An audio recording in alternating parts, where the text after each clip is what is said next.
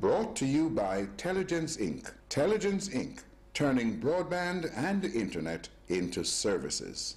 Private sector, civil society, churches, and the government reiterated their commitment to the partnership and agreed to take steps to strengthen the structure of the partnership and to use the council to resolve issues.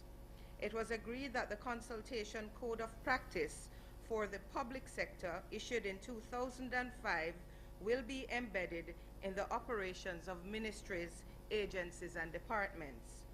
Based on concerns expressed by the Partnership Council regarding the governance of public bodies, and in particular, the reporting requirements between public sector boards and their respective ministries, it was agreed that the Ministry of Finance and Planning will brief the partnership on the Public Bodies Management and Accountability Act and the status of work being undertaken to elaborate and implement improvements to the public sector governance framework. The Partnership Council agreed that it would decide its position regarding any need for further public bodies governance review after the briefing by the Ministry of Finance and Planning. The partnership received and discussed a report from its governance committee on consultations undertaken by the committee with the partners and the board and the management of the National Housing Trust on the Orange Grove Outer Many issue. The partnership noted and accepted that the information provided by the Prime Minister that a new board for the National Housing Trust will be appointed when the life of the current board expires in April 2015. The Council also noted 2 letters from the 51% Coalition on behalf of women's groups and from the Jamaica Environmental Trust on behalf of environmental groups. Thank you, Minister. Reverend Hanley will now make a statement. Right here.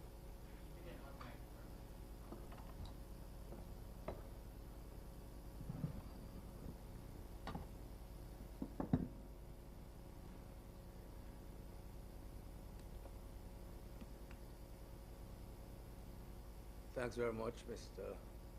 Medley and Minister Faulkner, and good morning to you all.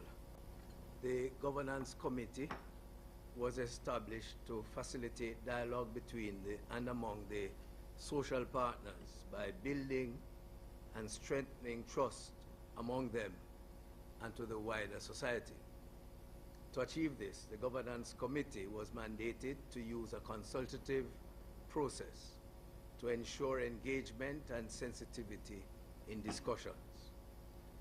The Governance Committee developed a shared vision and promotes adherence to the Partnership Code of Conduct.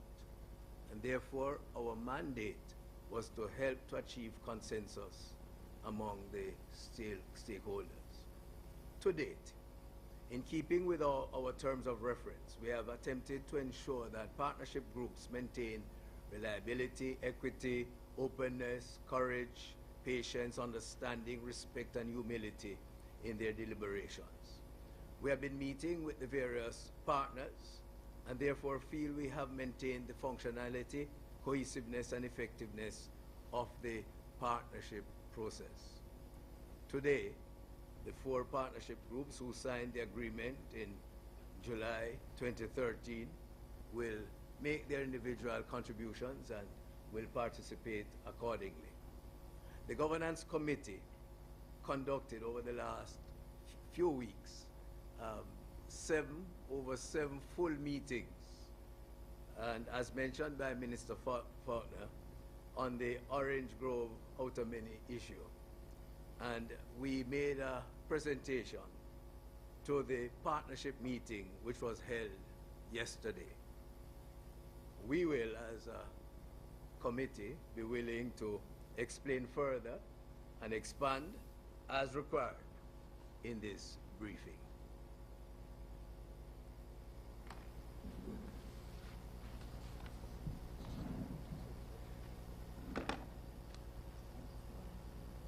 Thank you, Reverend Anglin. We will now open the floor for questions. As is customary, we will ask you to indicate if you wish to ask a question. Once identified, you may proceed to ask a question. I know Minister has a midday engagement, and so we have just about 30 minutes, or so under 25 minutes for questions. Shall we? And we ask you to ask a question. You may ask a follow-up, and then we move the questioning around the room. So I recommend. Morning.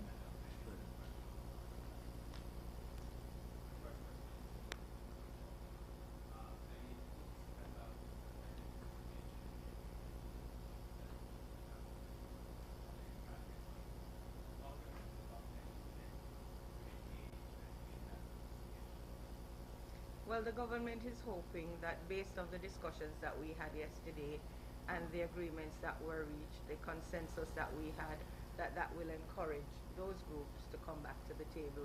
We certainly want them back at the table because this partnership is very important to the government.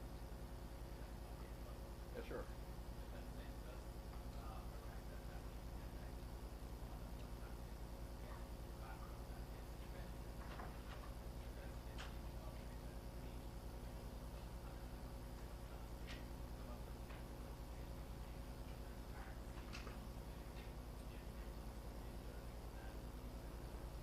Well, if you recall in my statement, I spoke about the fact that members of the council have asked that the Ministry of Finance let me repeat, that members of the council have asked that the Ministry of Finance and Planning brief the Partnership Council on the steps that are being taken to strengthen the Public Bodies Management and Accountability Act.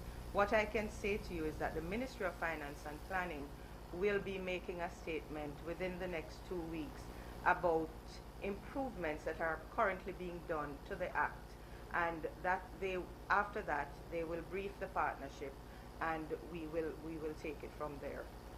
Mr. Jeff, thank you. Mr. Jevons. Minister, you said that there will be an input when the life of this current board expires. Yes. Is this an admission, therefore, that the board perhaps did not act in accordance? No, it's not an admission, Andre. And you have to understand how the board of the National Housing Trust is made up. It's made up from, it also includes members of unions, members of employer bodies. And therefore, every time a life of a board ends, the minister involved has the right to name a new board. So it's just a part of that process. I'm sure. Go ahead. Sure, ask anyone a question.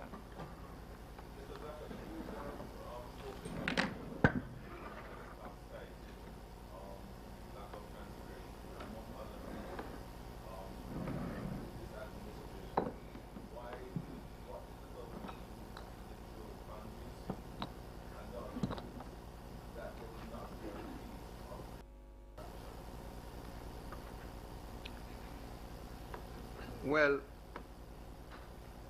to be totally candid as I try to be, it is clear that the events surrounding the NHT transaction has dealt or did deal a significant blow to the partnership. In consultation with my colleagues in the private sector, we are of the united view that the continuation of dialogue and partnership is the paramount issue that faces national development. And so we have taken the position that we want to iron out these difficulties within the partnership. And based on the meeting yesterday, a few things that have certainly strengthened that view are, first of all, that governance of public bodies is back on the front burner, and that it is an issue that has risen to now the top of the radar screen. I think that's positive, and we certainly in the private sector would intend to continue that dialogue and ensure that that continues to be an important issue. The second thing is that the government has committed to making sure all ministries and agencies adopt the code of consultation, which is critical to the partnership process. And again, that's very important. And finally, I would say we're willing to accept, despite our concerns, different concerns at different levels about the actions of the NHT, that a new board will be appointed in April 2nd, and we expect that that board will restore confidence by the general public in the NHT.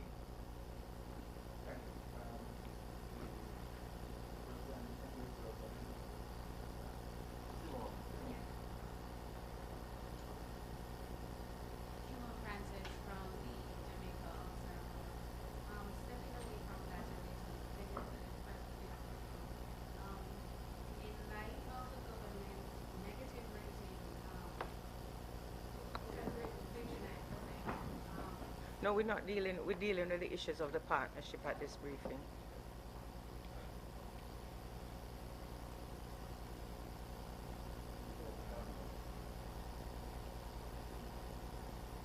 We can deal with other issues afterwards, but we're dealing with the issues of the partnership now.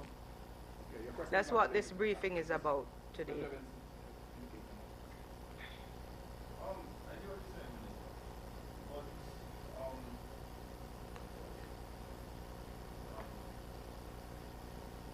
against the background, Please go ahead. Please go ahead. against the background that there seems to be public distrust of this administration in light of the outcome of these purchases. They have actual clear on the phone. And they're here to turn on today that the partnership is probably impacted. Still, a large number of Americans believe that this purchase was not good for the NHC, was not good for taxpayers. In fact, 42% of Jamaicans oppose that. 40% of Jamaicans say the board should resign. 41% says the board is not going to do the job. Can you respond to that? Sure, I can. I believe that we have a lot of work to do, and the board, the National Housing Trust, has a lot of work to do. I think the way this whole matter, and we have said this before, the way the whole matter was communicated to the public by the National Housing Trust was not the best kind of communication that the public ought to have had. We have to do a lot of work to ensure that the board of the National Housing Trust, that the management of the National Housing Trust, that it can regain the confidence of the people. We know there's a lot of work to be done. So, given the importance of this entity, and with such large distrust for the current board, why should the public have to endure this for another? I would also say to you that there is the Auditor General and the Contractor General are both in the National Housing Trust. And sometimes we jump to conclusions. I believe that we should allow those two bodies to do their work. If at the end of when we get the reports from those two bodies, there is any kind of corruption found, the government will take action. Minister Faulkner, the 9 members of the NHD board who refused to resign and make a forward, continuing forward, what I say, will those members still be eligible for reappointment next April? I am not the minister. I cannot tell you what she will do when it happens next year. So we will have to wait until that. I couldn't comment on that. Has there been any compromise or understanding that these members will not be? I don't think we're at that point yet. I think let us wait until April 2 next year. Are there any other questions? Mr. Denny? Connie Denny. Minister, it is a situation where the partnership, for example, Mr. Zaka from the JMA. No, the PSOJ. PSOJ, sorry. To From the promote PSOJ. me, man. Well, you're qualified, so. Mr. Zaka, you are on record have gone into demonstrator by the Housing Trust. Am I correct? Yeah. So is it a case where you have no kiss and made up, and therefore, as a consequence, you're not sure where you stand on this issue? Because you said in your statement a while ago, sir, and I just want to quote, you said the governance of public bodies is now back on the table. Am I correct, sir? I said it What- was so in raised to other the words, highest it's level. off the table. It was off the table. No, I said the profile or the issue of governance in the public sector has been raised to a much higher level. That's what I meant. If I did not say that, that's what I meant to say. I think I said that. I think I And said you that. also said that there was a commitment to consultation. What has led you to feel that there is now a new commitment to consultation? The meeting yesterday was frank, very frank.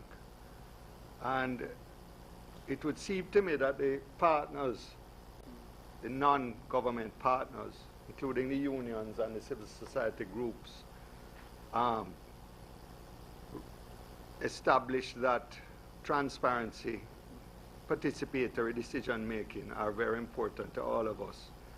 And the response from the government side indicated to us, I believe, that this concept is they have taken on board that it needs to improve. The whole partnership agreement is about that. And therefore, if the partnership really is to be strengthened, and that's what the private sector certainly would hope and expect by continuing, that will only improve as time goes by. The code of consultation being embedded now in all ministries and agencies is a big step, overdue step, and something that as a partnership we need to police and ensure that the various public sector workers, officials, board members, ministers, etc., do follow that code of consultation. And finally, sir, with your permission, we can follow. Is there any other indication? We move to Russia and then we can come back to the dialogue. I gave him 2 bites of the cherry. I'm not overruling what he said, but I gave him 2 bites of the cherry, and I'm not trying to follow up on Can this you issue. did indicate your follow? Can we ask Russia to ask and then we can always... Indeed. This question I'd like Minister Faulkner and Mr. Zaka both to give responses to. One of the board members of the NHD, Lambert Brown, is reported in the newspaper today as saying civil society bodies that have suspended their participation in the agreement are irresponsible and their members should be barred from sitting on public bodies like the Integrity Commission. Respond to that, Minister Faulkner, and then Mr. Zaka, please. I think it's an unfortunate statement. I believe that the indication from the government yesterday, where the Prime Minister met with members of the partnership, and yesterday was not the only meeting. She has met with the governance committee, and we have been having discussions. It shows the commitment of the government of Jamaica to the partnership. We value all members of the partnership, and we will not always agree, but part of the discussion and part of this partnership is that we will work out the differences that we have in the interest of the growth and development of our country. Mr. Zaka. The comments as reported in the press today of Senator Brown in Parliament yesterday are not in keeping with the discussion we had yesterday at the partnership meeting. The tone and the content of the comments are part of the problem why we actually had to have that meeting yesterday, and did not do any service to advancing the partnership, and is quite negative to the continuation of the partnership. And therefore, I would just say to Mr. Senator Brown, who is a member of the partnership, that those types of comments are not helpful to the development of partnership and the development of the country. One follow-up. Minister Faulkner, does the government accept or concede any at all that there was a breach of the partnership agreement arising from this ultimately NHD transaction? I don't believe there was a breach of the agreement. I believe there was misunderstanding, and I think that coming out of this, we have learned many lessons in terms of the consultations, and also even in terms of how we communicated this issue. The National Housing Trust, it certainly should have been done differently. Can I just add to what the minister is saying about well, not add to her, but something I didn't say when I responded to Senator Brown's comments. And I think it's important that in the view of the private sector, the civil society groups, the unions, and other civil society groups, their voice is critical to turning the country around and developing the country in a way that all of us want. And that is why, in particular, I think the kind of comment is unsatisfactory that Senator Brown made. Can we allow other members of the partnership to, yes, to say?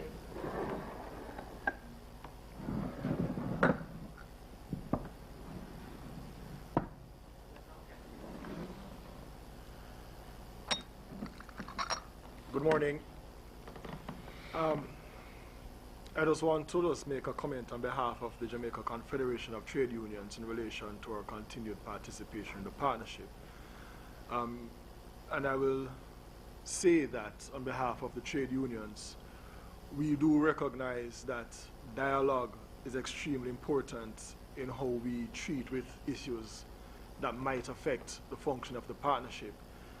And the unions have expressed their commitment to continue those dialogues to overcome the issues that are at play. It is also understood that the unions played a significant role in the controversy that has emanated out of the whole Orange Grove acquisition. And some members of our organization would have, in fact, participated, some persons would say negatively, in the communication process that clouded the issues surrounding the acquisition of the property.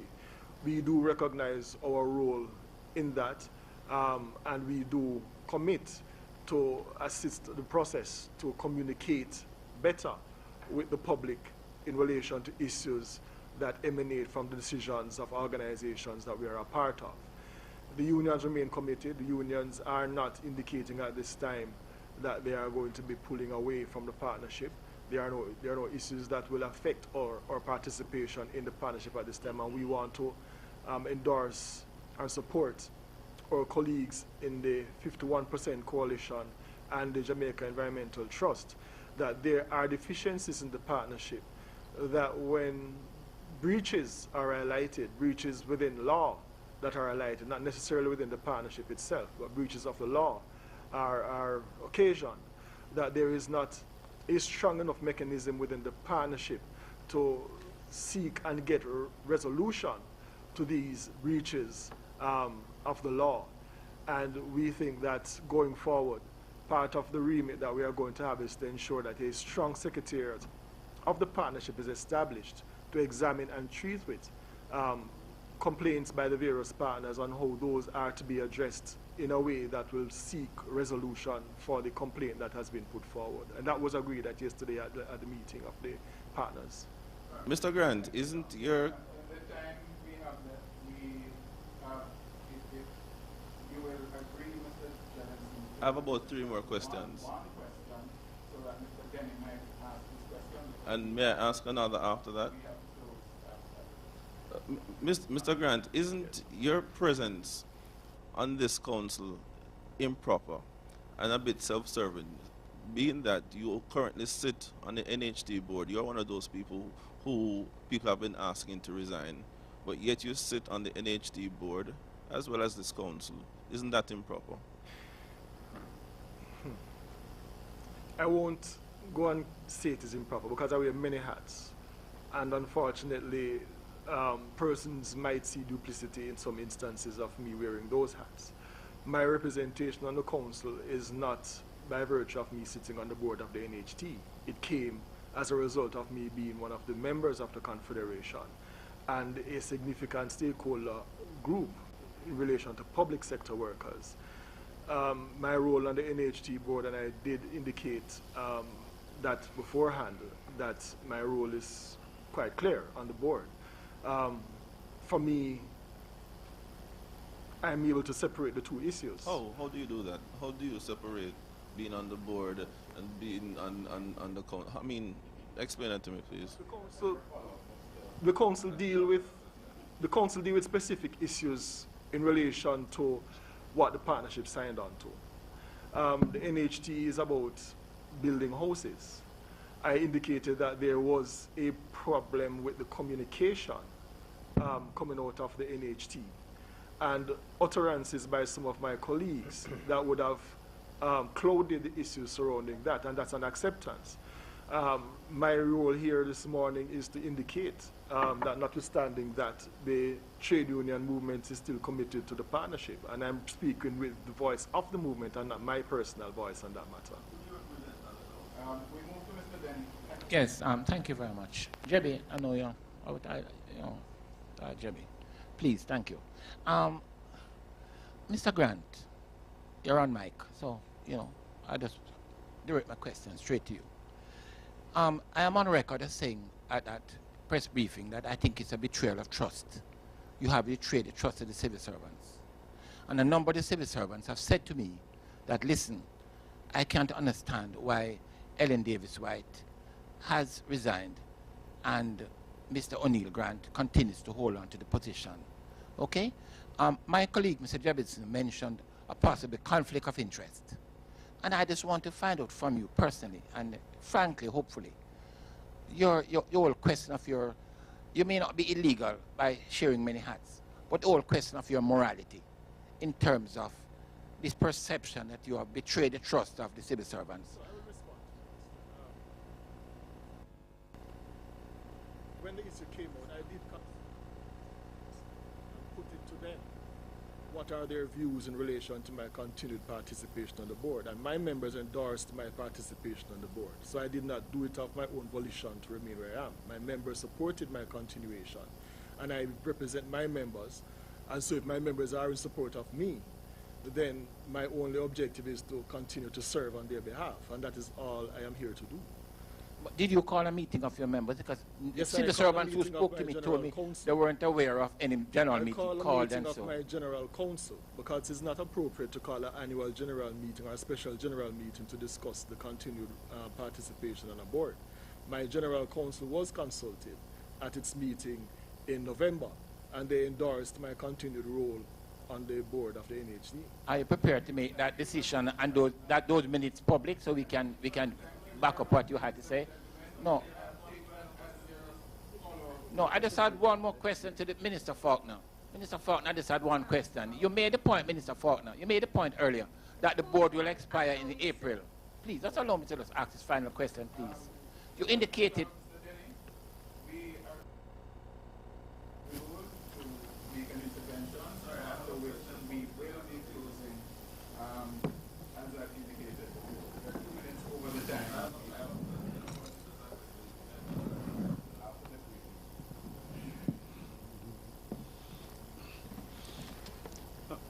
Good morning. On behalf of the church in Jamaica, under the umbrella group of churches, we expressed at yesterday's meeting that there are some things that we are not happy with, especially as it relates to the National Housing Trust.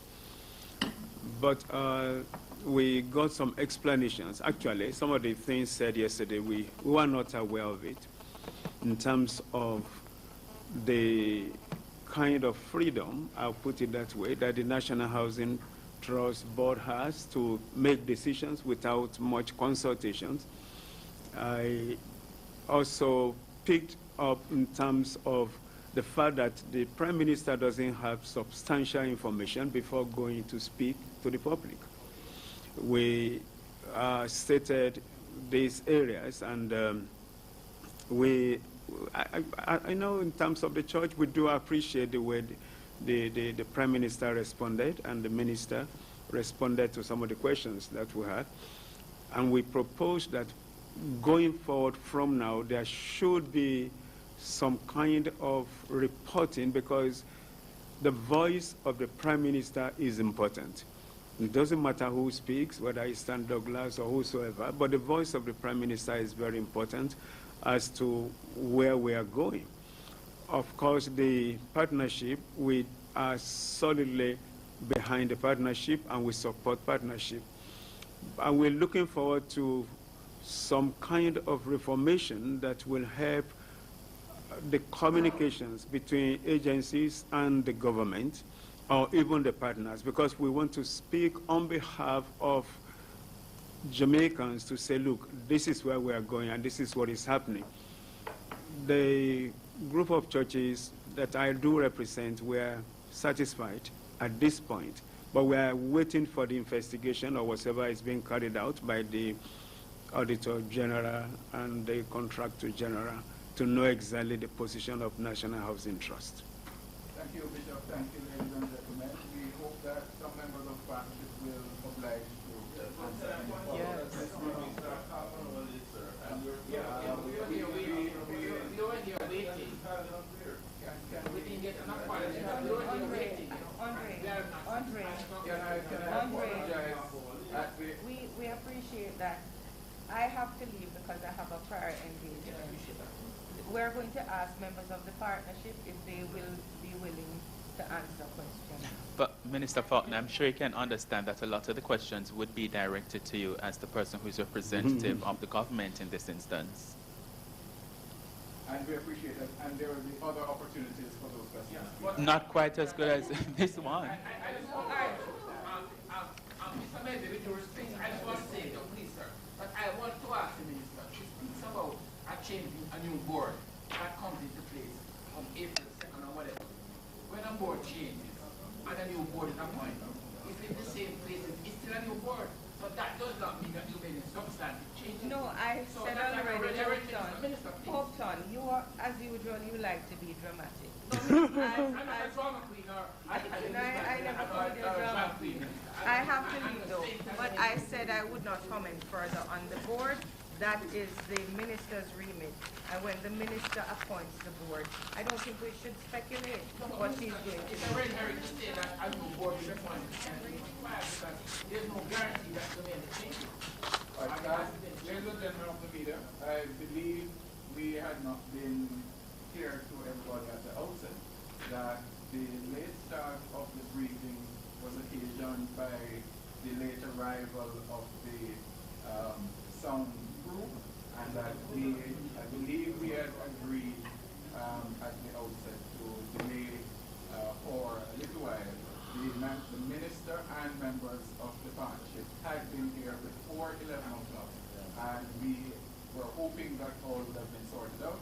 We do apologize for that delay, and we commit that in the future we will allow adequate time for the questions, and there will be several other opportunities for us to do so.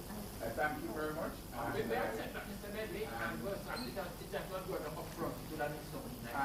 apologize for that. And I wish you all the best for the season. And your guests.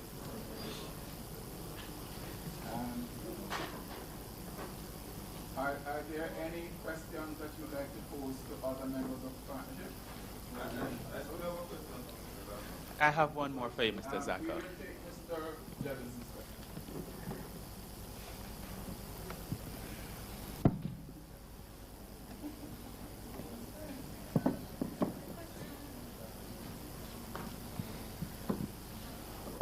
Mr. Zaka, sir, the information minister who just left said that the government does not acknowledge that there was a breach. Therefore, in what context did you meet with the government yesterday, and do you maintain that there was a breach of this trust?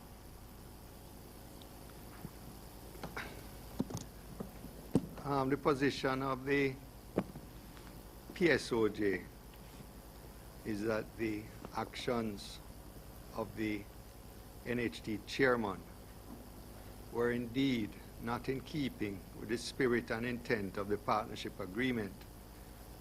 Whether that,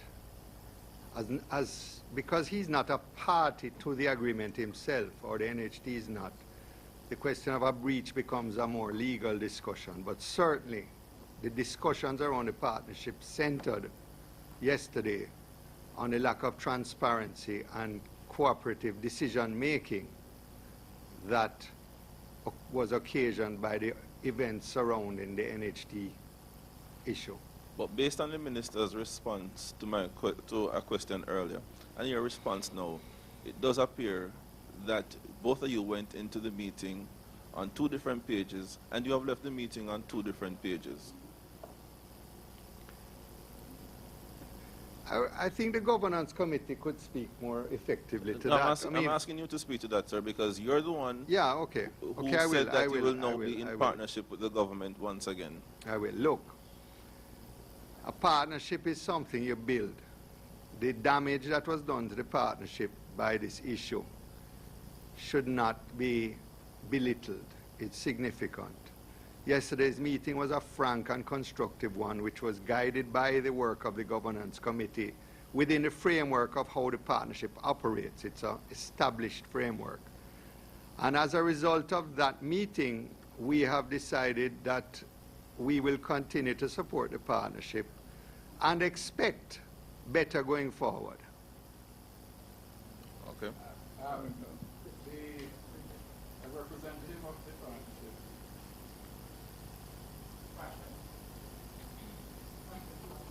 We are deferring to the members of the media. All right.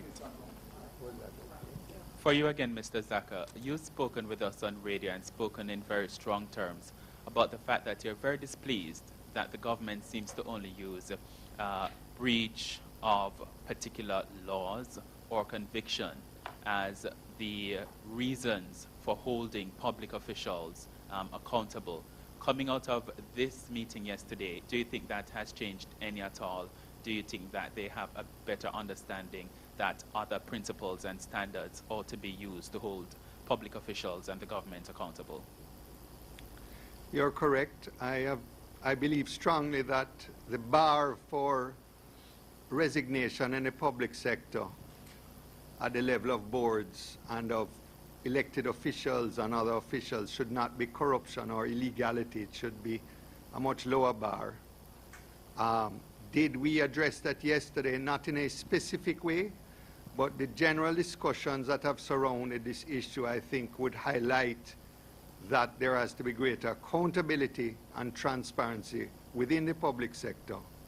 And the raising of governance issues to the fore or to a much higher level of attention is an outcome of those discussions. And I think that's a positive outcome.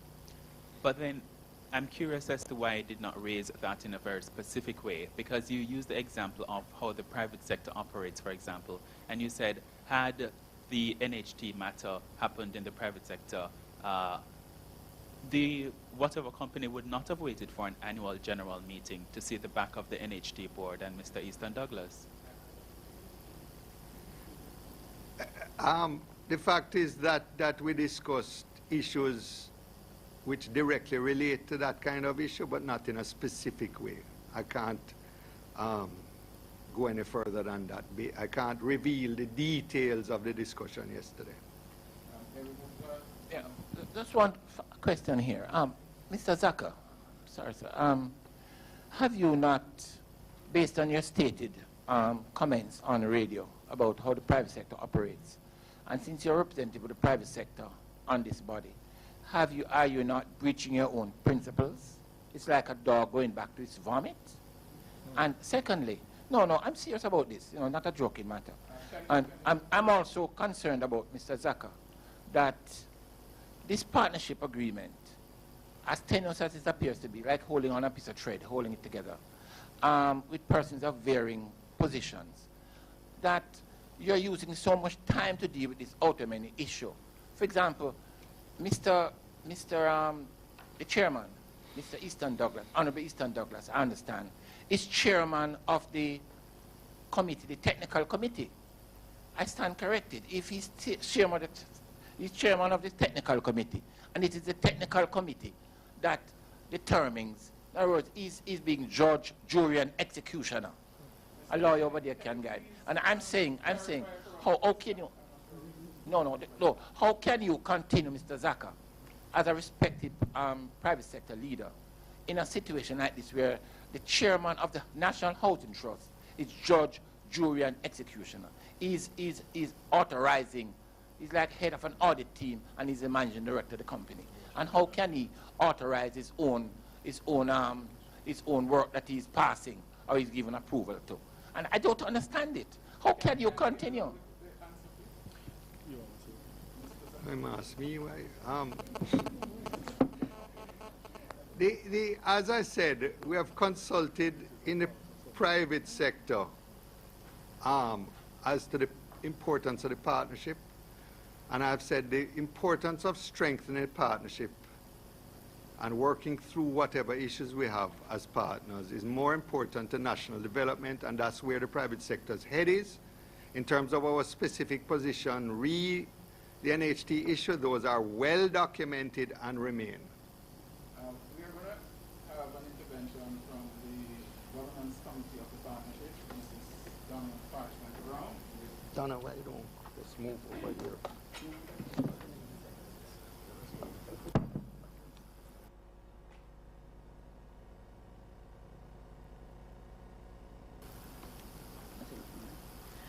Good morning, everyone.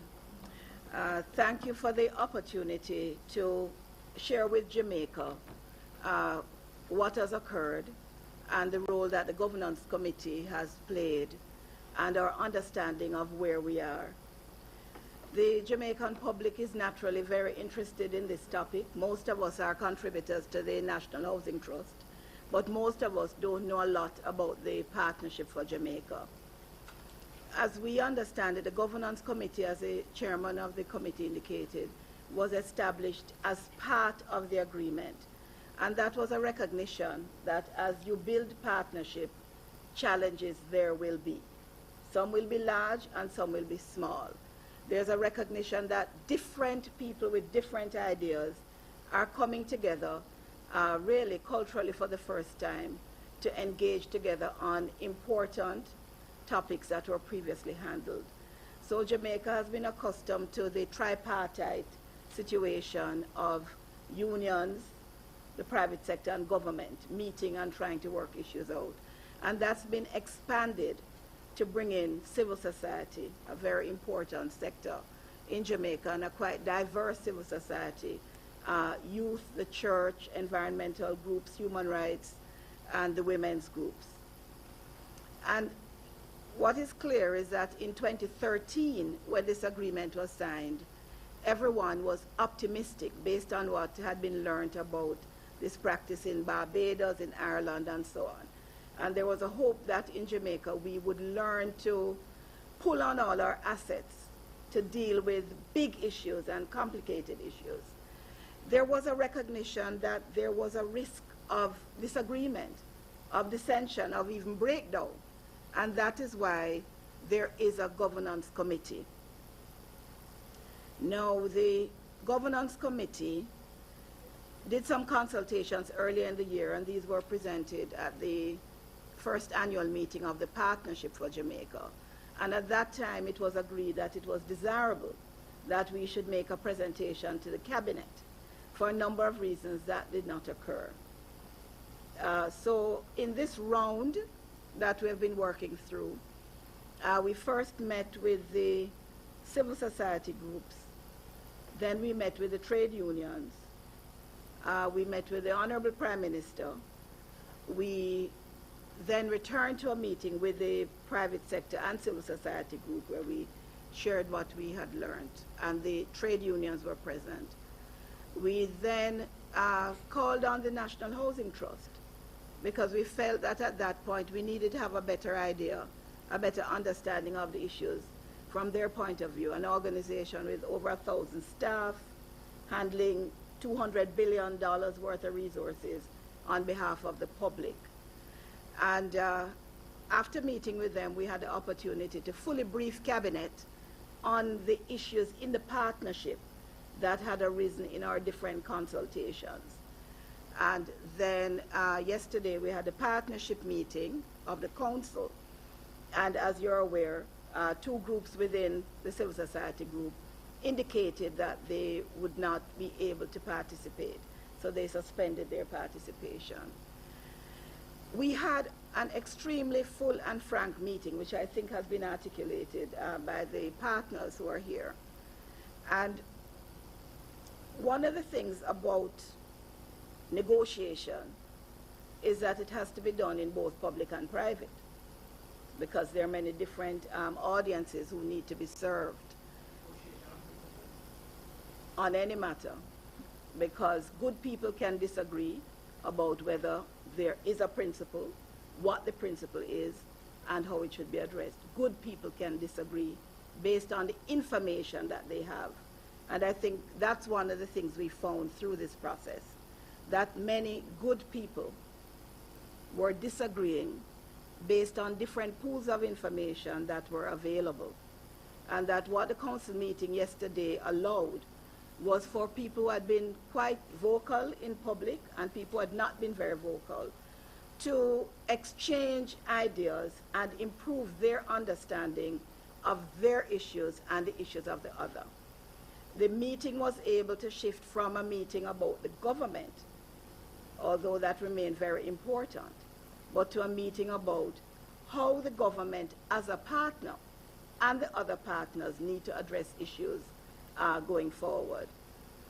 The role of the Auditor General and the role of the Contractor General is very important on the legal issues. Sometimes it may be an issue about an action, or the issue may really be about how the action is handled subsequently. We were advised that the NHT made the decision for an acquisition in 2012. This predated the establishment of the partnership.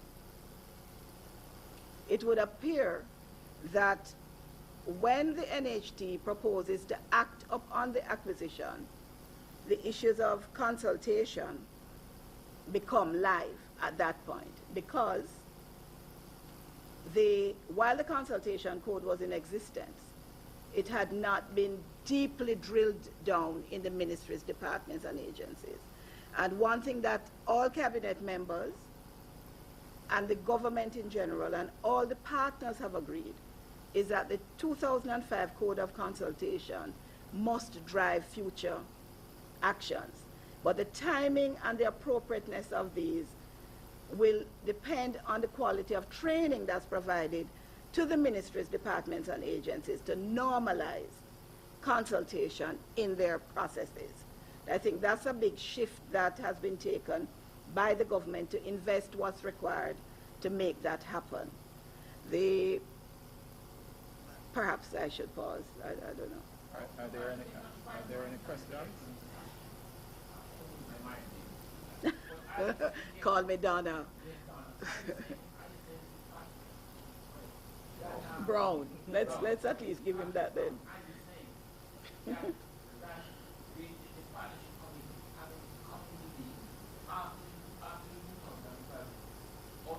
Yes.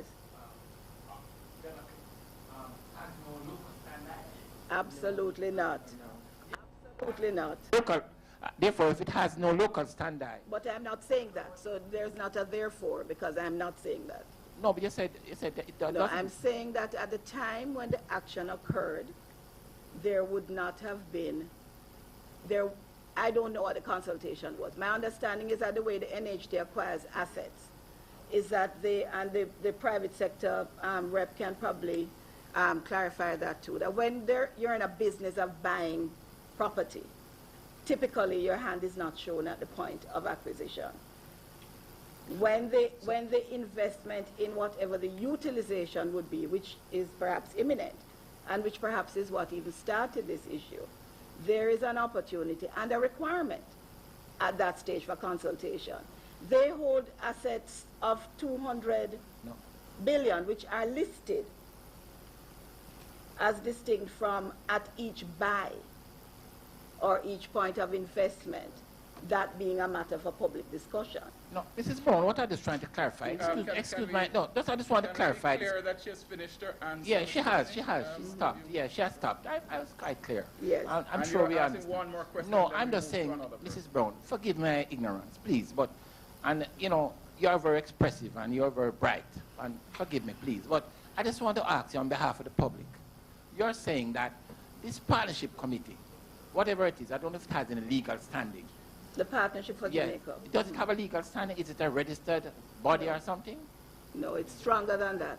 Sorry? It's stronger than that. Stronger than legal? in the sense that it is by consent of different people to work together for the greater good. Well, whatever it So is. the underlying spirit is okay, very great. whatever it is. The fact is, you're saying that when that 2012 decision was taken to buy the Ottoman project about 2 years ago, Right, and this committee came into being what year? 2013. 2013. So it was like nearly 2 years after the acquisition A took year, place, yeah. or whatever, over a year. You're saying that this committee now is being asked.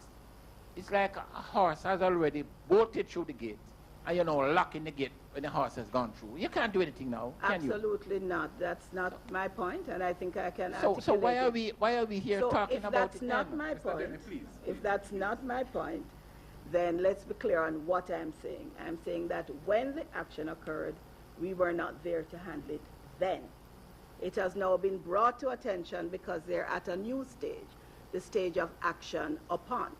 They were not yet ready to begin a consultation process. They were involved in an internal process to determine. And at this stage, it is totally appropriate for the partnership to seek information and to seek that they comply with the spirit and letter of the partnership and the consultation code. And that applies to a range of different actions by different partners. Now, there may be a view that once the matter came into the public domain, there would have been a more appropriate way to handle the matter in the public domain. And I think that is where a lot of the discomfort has occurred among the partners and in the broader public. And I think that is why we're hearing that this matter was discussed thoroughly yesterday. And the understandings arrived at include what was stated by the minister. And that because it is a partnership, the expectation is not that when a person makes a statement in one context with one amount of information, that they are not permitted to move from that position based on the interaction with their fellow partners. The very nature of this is that we each start out with individual positions and we end up with a more nuanced position based on what we learn by listening to one another and working with one another. Our partnership could not exist. It's like families. You know, we can have different views, but we know the greater good is keeping the family going. And so we figure out how we can make that happen. And I believe that's what has happened here. The need for the greater understanding of the public voice and the need of the public to be adequately informed and that decisions can be trusted by everyone remains. But the work to make that happen is not by a single statement. It is by a commitment to work going forward. And you're right, as a media, on behalf of the people of Jamaica, to hold the partnership to their word, and for us as a governance committee to do our work, to support them in getting to what all of us want for Jamaica, where we're not in a fight with one another every day. And that includes the partners who have suspended their participation. They're highly valued. We have met with them several times, and we intend to meet with them again. I've recognized Roshan, but for us to be clear, can I see an indication of all the persons who still have questions to be answered by the panel? So Roshan and then Sir Jeff. Thank you. All right. This question I'd like responses from yourself, Ms. Parchment Brown and Mr. Zaka. The information minister before she left said the government will have learned several lessons from this matter. One of them that has surfaced is the NHT chairman, and this is irrespective of the person, the NHT chairman is also the head of the technical committee which approves projects, etc. Mr. Zaka, do you find a problem inherent in that? I don't know. I don't really have a view on that particular issue. I have a very well-documented view on what I view as the NHT's chairman's inappropriate response to this issue in light of the need for greater transparency, communication, and participatory decision-making as it fits into the partnership. In terms of a technical issue like what you have raised, I really have not considered that, and I don't have a personal view on that. All right. Possibly I can assist with a response on that particular matter. The NHT has a very strong corporate governance framework within the organization. Yes, it does. And we reviewed constantly our operations. And we found it necessary to not have the chairman of the board chair any committee of the trust. He's an ex officio member of all committees, but he's not chairing any committee of the trust. It was then that he was chairman of the technical committee, and we have since amended. Just to be clear, yes. I'm giving information because it is in a asked. capacity as a board member. I'm speaking as a board member of the NHT. Okay. I'm speaking as a board member of the NHT because this is information that the public does not have. The NHT has since amended its corporate governance charters, where the chairman chairs no other committee except the board. The chairman is an ex officio member of all committees, and that is understandable. The issue of him chairing the technical committee is history, and that is no longer what pertains. Subsequent to this matter? Subsequent to the acquisition in 2012. We have since changed our compositions, and they have again changed since there has been a shifting of members, because some of the persons who have resigned were chairing some committees, and they have since had to change those compositions again. But the chairman chairs no committee of the board, he only chairs the board. Thank you very much, Mr. Jebis, as indicated. Thank you very much, ladies and gentlemen. Thank you, members of the partnership. Again, I wish you all you ask Chris. You ask Chris, son of me, ask.